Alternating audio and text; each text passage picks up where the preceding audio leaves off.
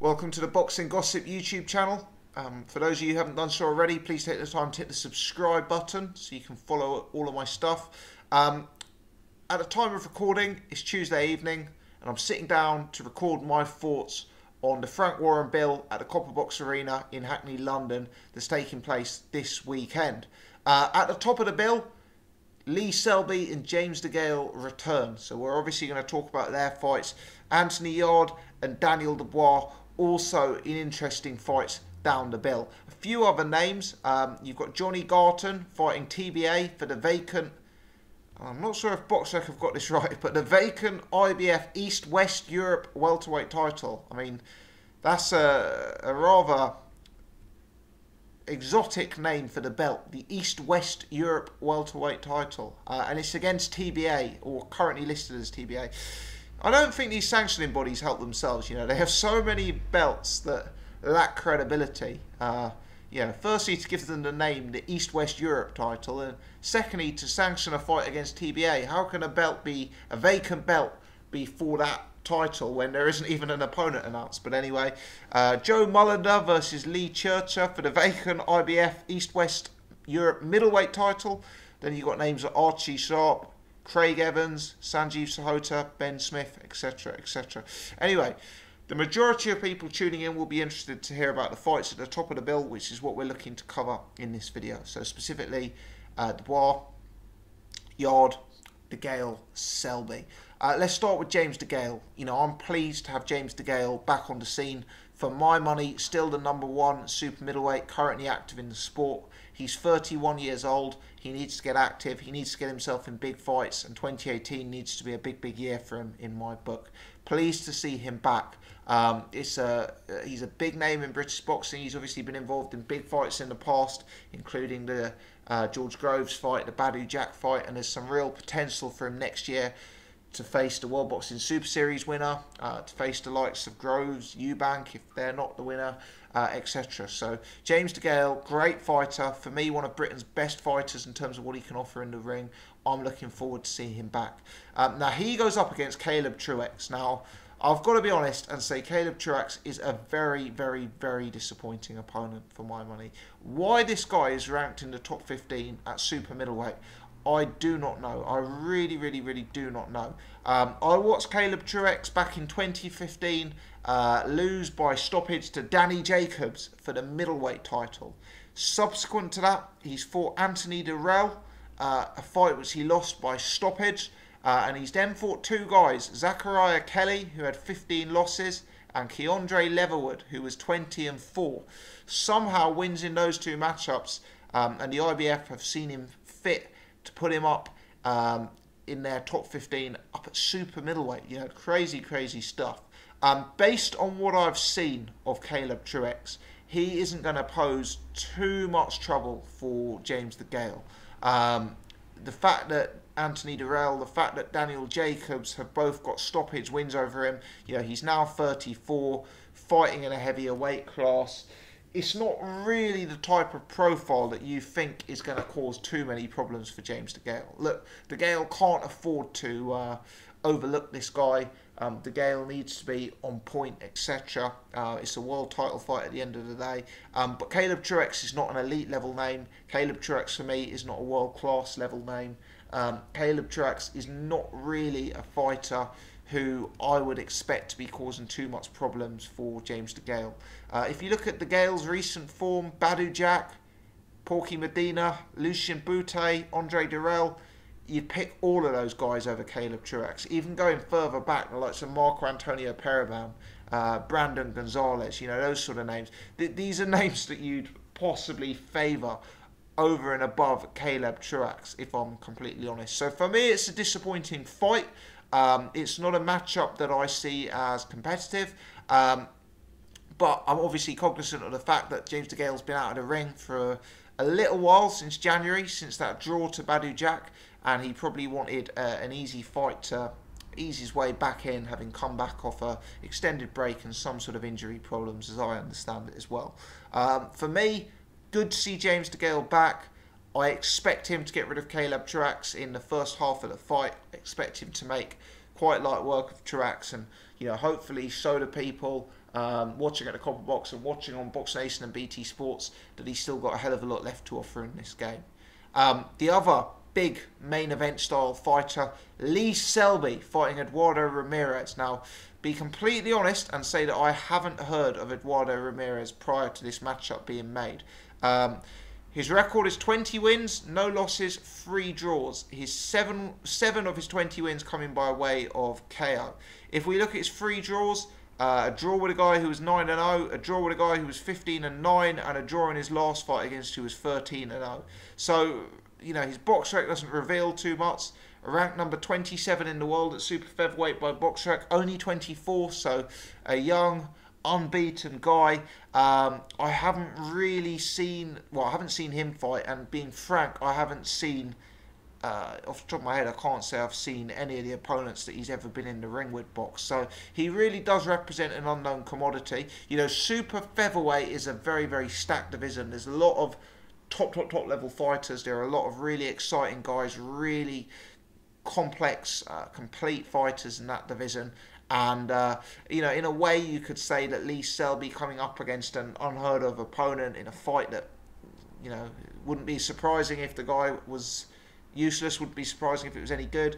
You could say it's kind of disappointing. I guess looking at the realities of this, Selby and Degale, they've both been out for a little bit of time, particularly Degale. Selby, at least I think Selby was active more recently. Let me have a look.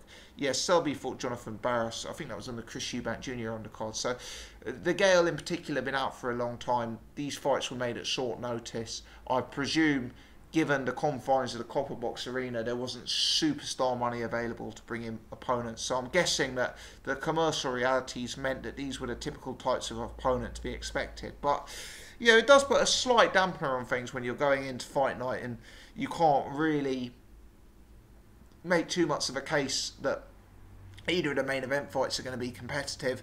Look, I've spoken to people who have seen Eduardo Ramirez box, and I haven't really had the feedback that they think he's going to be a threat to Lee Selby. If you've been following him and happen to know otherwise, please do leave me a comment. Anthony Yarde versus Nicolas Cesloka for the WBO European Light Heavyweight title, for the WBO Intercontinental Light Heavyweight title, is going to be on the undercard. Now, Anthony Yarde, one of the top prospects in British boxing. Going to be interesting to see more of him, as is always the way.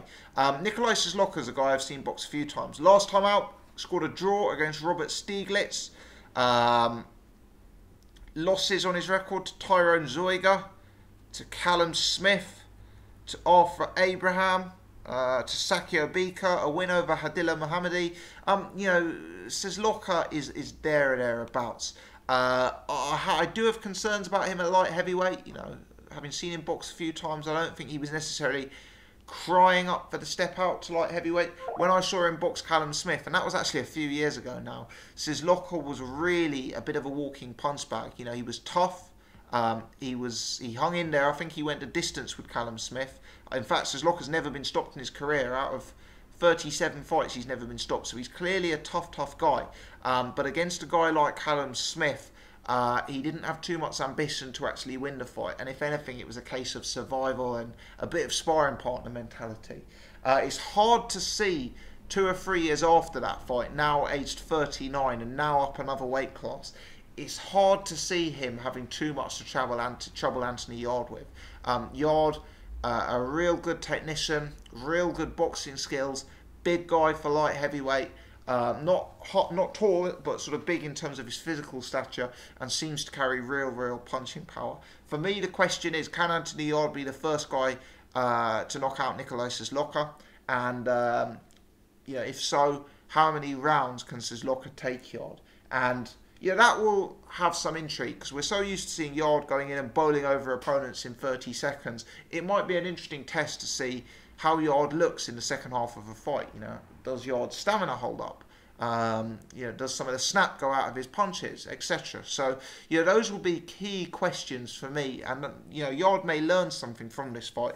In a sense, it's good matchmaking, because what Yarde needs for me at this stage of his career is someone who can take him rounds. And looking at Szyslocka's record and looking at his performances in the ring, he is that kind of guy. And at the peak of his form, you can say that Szyslocka is certainly a guy who's performed at a higher level than Anthony Yarde. And to be honest, he's probably got 1 or 2 better wins than Anthony Yarde has. So, if I was Frank Warren, this is the kind of fight that I'd be making. However, from a fan perspective, again, you're wondering, is there any hope that this will be a competitive fight? Probably not. And the question is more, can Yarde get him out of there quickly? And, what that sort of looks like, if you like. Looking down at the bookmakers, they've got Degale 1-40 on, Yarde 1-25 on, Selby 1-25 on, and the next guy we're talking about, Daniel Dubois, 1-100 on. So the bookmakers aren't necessarily seeing any surprises, and I'm pleased to hear that, because that kind of ties in with my analysis. But yeah, last fight I wanted to touch on, Daniel Dubois versus Dorian Darts. Now, for me, Dorian Darts, one of these guys, he's an okay fighter at a sort of area title level. When he steps up above that, he's got very little to offer. I had a rewatch of the Anthony Joshua Darts fight 2 or 3 months ago, and Darts doesn't really have anything to worry Joshua with. So what he kind of resorts to, because he's much smaller, is lunging in from range. No attempt to build an offence, no attempt to work his way in, just kind of lunging from the outside and getting timed, getting caught, getting outsized and getting hurt. And I think Daniel Dubois will have very, very similar success. Dubois is very big, he's very powerful, he's got good long-range punches, good jab, very good timing. Looks to be an accurate puncher with good timing, and I think he can time a guy like Dorian Darts. I think Darts will be game. I think he'll come forward, he'll look to put punches together, but I think he'll get clipped, and get clipped early. So I'm picturing Daniel Dubois to win that fight by early stoppage. Dorian Darts, he's had 18 ring performances. He's only won once by knockout. Kind of hard to really make a case for him to do anything against a talent like Daniel Dubois. So it's a weird bill, because I'm very much looking forward to the bill. And the reason I'm looking forward to the bill is, for me, 4 of the most interesting fighters in British boxing are fighting on it. And, to be fair to Frank Warren, he's got 4 big-name boxers on a bill at the Copperbox. These are guys who will want decent paydays, and it's going to be hard for Frank to provide that when the Copperbox has such a limited capacity, and obviously it's not a pay-per-view bill. So fair play to him for getting these names out before Christmas on a big bill. And I, for one, always will jump at the chance to watch Lee Selby, James Degale, Anthony Yarde, Daniel Dubois box. Top talents. Are they guys? Are they fights that are competitive? No. Are they fights where I see any trouble for the home fighters? Probably not. Could it be a case of several easy blowouts back to back? Very possibly. It could be a bill that goes either way. Frank has a habit of making these bills fantastic. Let's see if some of those TBA slots get filled up on the bill, and there are some real competitive trade fights on the undercard. Let's see if Lee Selby's opponent turns out to be, amazing. Let's see if Szyslocka can hang in there for 6 or 7 rounds and make Yarde answer some real tough questions. We'll have to see. But my take is that the main fights are one-sided. I'm not expecting any upsets. I'm looking forward to seeing the names getting out. But I can't say there's a particular fight right now that I think has got the makings of a classic. Let me know your thoughts, guys. Leave your comments in the section below. What's your take on this card? Which fight are you most looking forward to? Have I missed something? Very possible I have. If so, educate me. Leave a comment below. As always, please hit the thumbs up button. That will help get me a bit more visibility to the channel. Please subscribe if you haven't done so already. Links to my social media in the description box below. Please check those out. Follow me on Twitter @BoxingGossip. I do appreciate you guys tuning in. As always, many thanks.